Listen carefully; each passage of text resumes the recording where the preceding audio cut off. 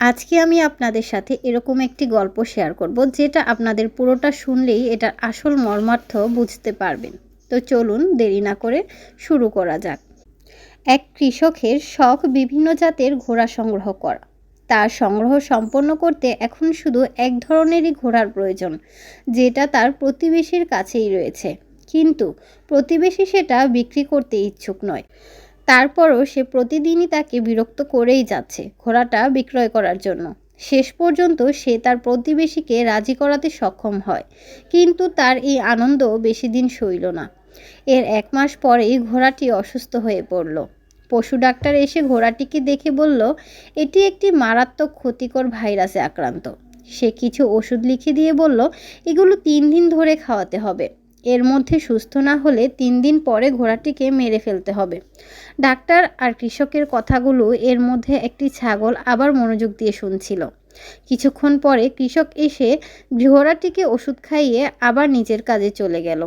তখন ছাগলটি এসে ঘোড়াটিকে বলল, শক্ত হও বন্ধু, তোমাকে সুস্থ হতেই হবে, না হলে ওরা তোমাকে মেরে ফেলবে।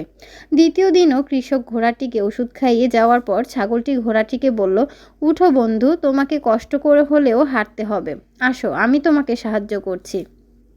তৃতীয় দিন কৃষকের সঙ্গে আবার সেই পশু ডাক্তার এলো।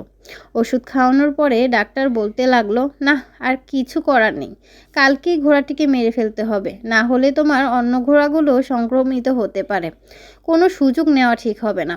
কৃষকও নিরুপায় হয়ে তাতে সায় দিল। এবার তারা চলে যাওয়ার পর ছাগলটি এসে ঘোড়াটিকে বলল, আজকেই শেষ সুযোগ বন্ধু, উঠে দাঁড়াও, তোমাকে পারতেই হবে, দৌড়াতে হবে।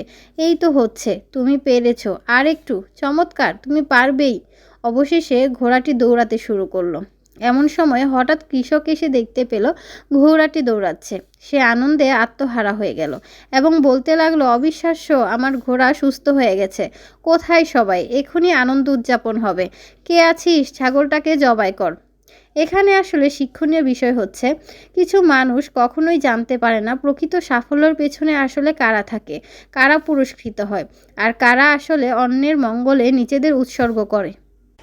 আমাদের সমাজে, আমাদের পরিবারে, আমাদের আশেপাশে এরকম কিন্তু অনেক মানুষ আছে যারা নীরবে আমাদের জন্য সবসময় করেই যাচ্ছে, নিজেকে উৎসর্গই করে যাচ্ছে। কিন্তু তাদের এই উৎসর্গগুলো আমাদের কাছে অনেক সময় অজানাই থেকে যায়, বা তারা কখনো সেটা প্রকাশই করে না।